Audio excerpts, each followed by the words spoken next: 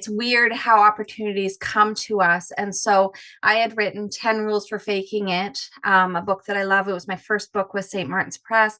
And a man named Brendan Deneen asked if he could shop it for movies. And, there was a lot of excitement over that. And it ultimately hasn't panned out yet, even though there's always something going on. And he just became someone that, I went back and forth with because we had a lot of meetings with people and things like that. And he's also a writer as well as an editor. And this is all tied together, I promise. Taylor Swift came out with one of her new albums. She had that song, Right Where You Left Me. And I had that picture in my head when she describes it, like you're sitting at this diner and you're 23 and you're stuck and everybody else has moved on. And I think that's a common feeling. And I had this, when you get the idea, like you have an idea for a story, but you're not quite there. And so Brendan had done a lot of short stories. And so I had reached out and I just said, hey, short stories aren't really my thing. I love a good novella, but short stories aren't really. I have this idea. This is what it's based on. Do you think that what would be your advice? And he's like, actually, I've been sitting on this idea for 10 years. Would you like to talk about it? And so my idea was this idea that this woman's looking at her life and all the things that have passed her by. And his idea was that this incredibly influential, powerful woman Googled herself and found other versions. And so we merged those ideas, and he was really great about letting me do what I wanted with it. And I wanted something that wasn't just sliding doors, where it wasn't just, okay, you could have done this if you had just taken the left off the train instead. I wanted something, and that's where the speculative fiction came in. I had to do it in a way that, it isn't magical realism. It doesn't make any sense why it happened, but it did. And so Isabel is this woman who's protected herself because of things that unfold throughout the story, where you learn about her past. And her sister is what she would consider her complete opposite. And she's gotten herself to this point that she is untouchable. She doesn't have relationships with emotion, and she's on Forbes' most successful list. And she's just this powerhouse woman that they asked to interview her because, she's leading the way for women of the next generation. But inside her is still that little girl who walked away from her sister, and her sister shows up and says, you can't keep running from me.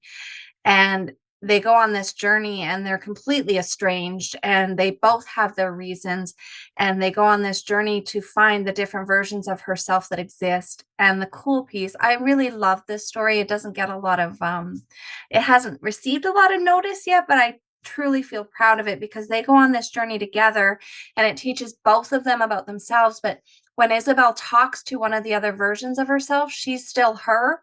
They don't recognize her.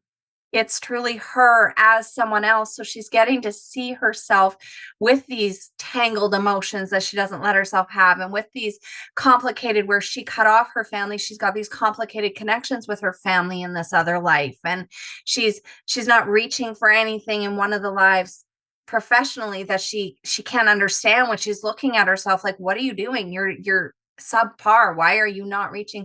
So it was a really cool way to explore who she could have been, who she was, and who she wants to be. Love Naturally was a really fun.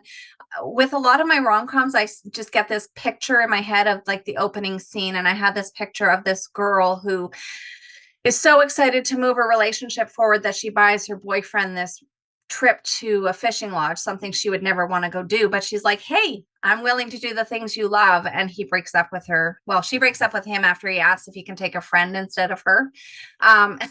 So she ends up at this rustic lodge, and she is a woman who is highly motivated. Presley is trying to, work her way up the ladder at the hotel that she works at. She's in hospitality, and she's very, she loves a good art museum on Saturdays and a fine dining restaurant. And Beckett is working with his brother on this rundown lodge that he got as a divorce settlement.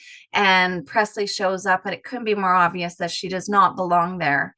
But she's got so much heart and so much willingness to try to be there and make the most of this that they just fall for each other. I love when we know that the characters are really into each other, but they're trying really hard to just like keep it professional or just platonic. And there's all these like little subtext and innuendo that they don't mean to be there, but they're both picking up on it, and you get that sense as a reader that, okay, this is going to happen because there's no other way for it to happen. So I love those pieces of dialogue that push that forward. I picture more scenes at first, and so like I'll picture, Presley was with her, there's this scene where the air conditioning is out, right? So I actually picture that scene, and then what are the little funny things that can happen with that? And she's all bundled up, and he says something about her being too hot, and so I think about those scenes and those moments, and then it kind of, the dialogue kind of comes as I'm writing the scene. It kind of comes just as it's unfolding. So I don't, for the most part, unless it's a really specific like a text message that goes awry, the dialogue just kind of flows out of what I'm seeing in the scene. Get Lost with You is my 37th publication.